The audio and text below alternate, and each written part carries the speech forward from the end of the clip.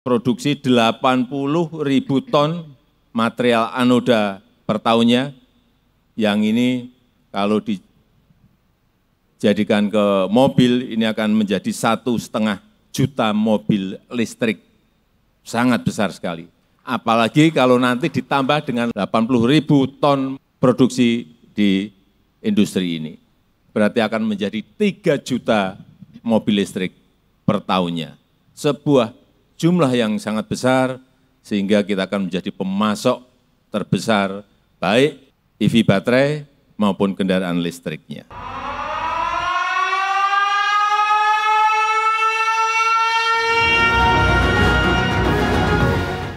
Bapak Presiden yang saya hormati, serta para hadirin yang berbahagia, keberhasilan kita untuk membangun hilirisasi dan mengembangkan ekosistem mobil dan baterai tidak lepas dari arahan Bapak Presiden dan konsistensi pemerintah dalam menjadikan aturan yang baik.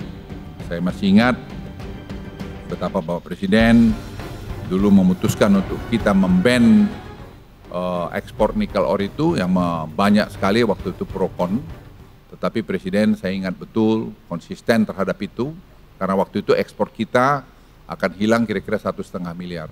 Tapi Bapak Presiden dengan keputusan Bapak waktu itu, tahun lalu ekspor kita sudah hampir lebih dari 34 miliar dolar. Jadi angka yang sangat besar.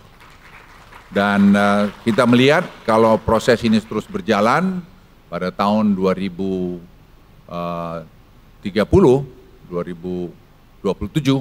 kita akan meningkatkan sampai 30 miliar dolar ekspor kita dari hilirisasi ini.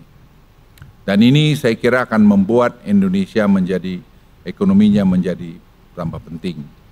Kredibilitas ini menjadi penting karena ini akan menjadi dasar kepercayaan bagi investor.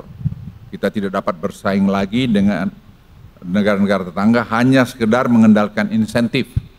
Tidak hanya insentif, tetapi kredibilitas dan kepercayaan menjadi faktor kunci yang harus kita pertahankan. Kita akan memiliki pesaing dalam pengembangan KEK dari Johor dan Singapura, yang pada awal tahun ini akan ditandatangani Koridor Special Economic Zone, di mana Johor akan menyediakan lahan dan sumber daya energi yang kompetitif, di mana Singapura mendukung dengan kualitas SDM yang tinggi. Saya senang Bapak Presiden selalu mengatakan kita kompetitif, kita harus kompetisi.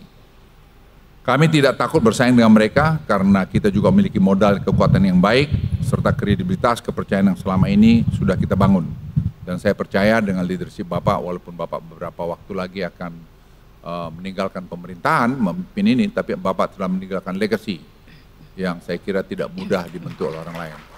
Dan saya percaya Bapak Presiden sepanjang waktu orang akan mengenang bahwa Bapak telah meletakkan landasan negara ini menjadi negara industrialisasi. Tidak hanya pengekspor raw material. Saya kalau boleh mungkin agak sentimental, selamat jalan Pak. Bapak akan menjadi kenangan yang indah buat Indonesia. Walaupun masih 2-3 bulan Pak Presiden, tapi saya kira acara penting semacam ini menurut saya sangat, buat saya pribadi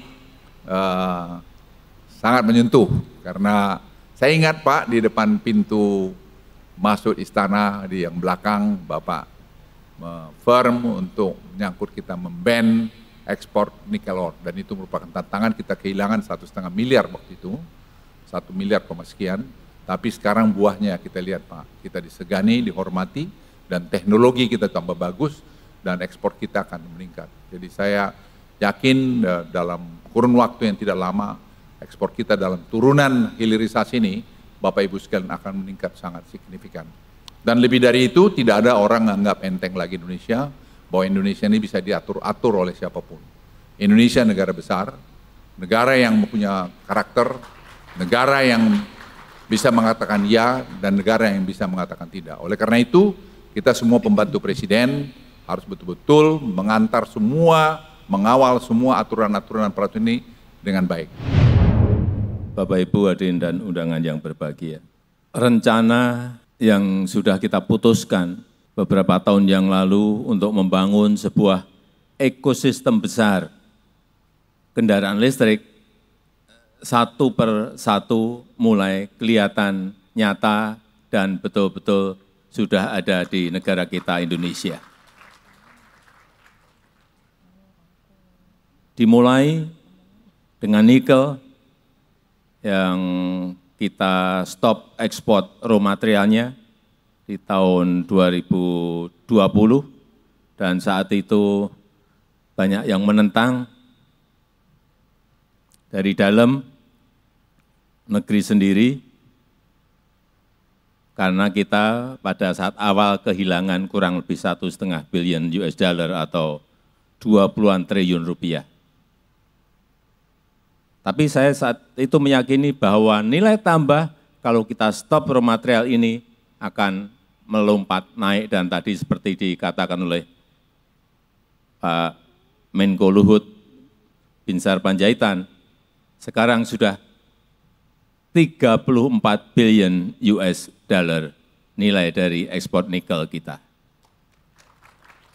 Dari yang sebelumnya 33 triliun melompat menjadi kira-kira 510 triliun rupiah. Lompatan yang sangat besar sekali. Meskipun sekali lagi awal-awal banyak yang tidak setuju, pro dan kontra, dan juga yang kedua, kita juga digugat oleh EU, oleh Uni Eropa, dan kita kalah. Tapi saya sampaikan, negara ini adalah negara yang berdaulat.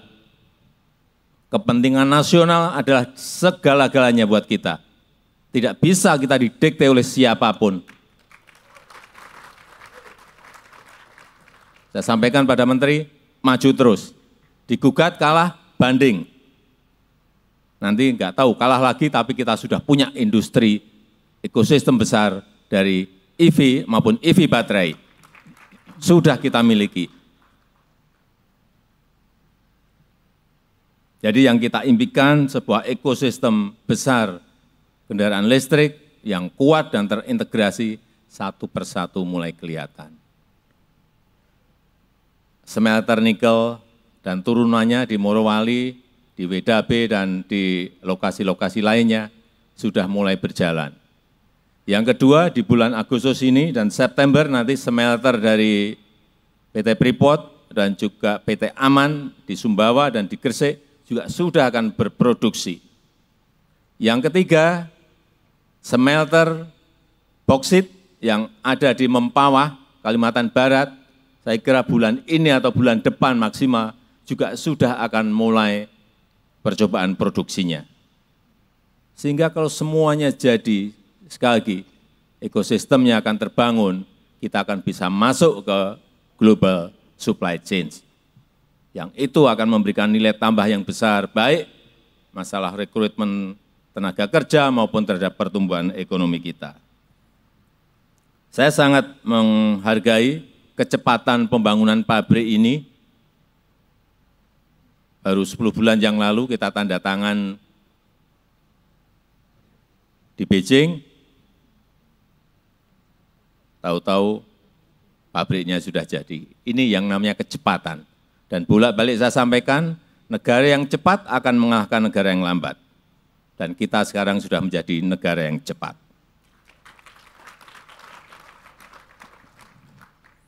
Pabrik bahan anoda baterai ini sebagian memang barangnya kita impor. Yang untuk natural graphite diimpor dari Afrika. Untuk yang artificial graphite diambil dari Pertamina, kilang Pertamina di Riau untuk dijadikan bahan anoda baterai. Dan juga untuk industri baterai litium, memang kita nggak punya litiumnya. Kita juga sudah ngambil litiumnya dari Australia. Tapi untuk kobalt, mangan, nikelnya kita ada di Indonesia. Kalau nanti terintegrasi semuanya dan menjadi barang setengah jadi maupun barang jadi, kita akan menjadi pemasok masuk ke global supply chain. Saya sangat